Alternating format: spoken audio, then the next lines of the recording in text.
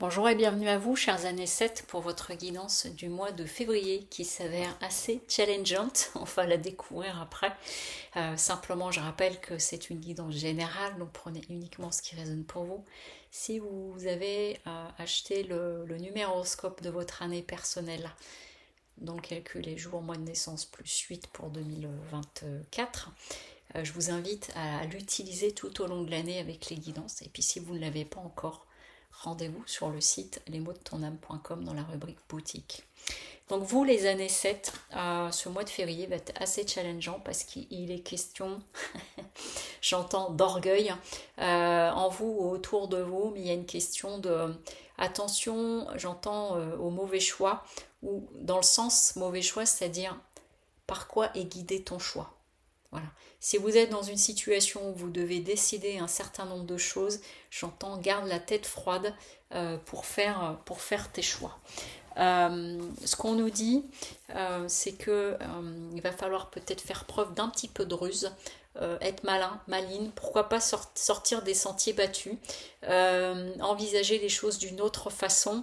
Et en tout cas, vraiment, on me redit de garder la tête froide pour voir la globalité de la situation plutôt que d'aller vers une direction ou prendre une décision un petit peu à l'emporte-pièce par opportunisme, mais au final qui s'avérait être un mauvais calcul. Je vous dis tout ce qui arrive.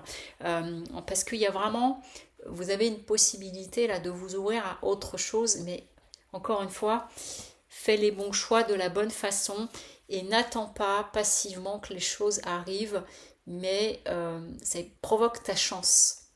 Donc, provoquer sa chance, c'est à la fois faire preuve d'opportunité, enfin être opportuniste, mais en même temps de le faire de façon réfléchie. Et c'est en ça la, la coupe, quand elle dit erreur, tentation, c'est la façon dont vous allez aborder les choses pour aller vers éventuellement un nouveau projet.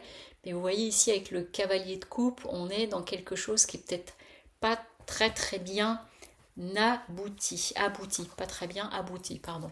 Et donc du coup, la force que vous avez avec vous ici, avec l'empereur, c'est qu'on dit que vous avez toutes les capacités à avoir cette tête froide, ça fait 3 fois qu'on me dit le terme, à avoir la tête froide pour envisager les choses, pour trancher, pour voir ce vers quoi vous voulez aller. Simplement ici, vous voyez, dans ce jeu-là, celui que j'utilise, on a un empereur qui est face à nous mais qui regarde sur le côté. Et c'est quelque chose en lien avec le passé.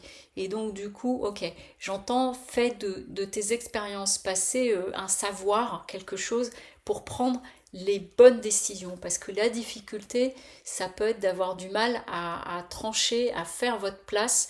Et du coup, quelque part, de faire des choix par défaut. Parce que c'est sur un mode mental, sur un mode un petit peu orgueilleux, plutôt que de faire des choix vraiment qui sont importants pour vous.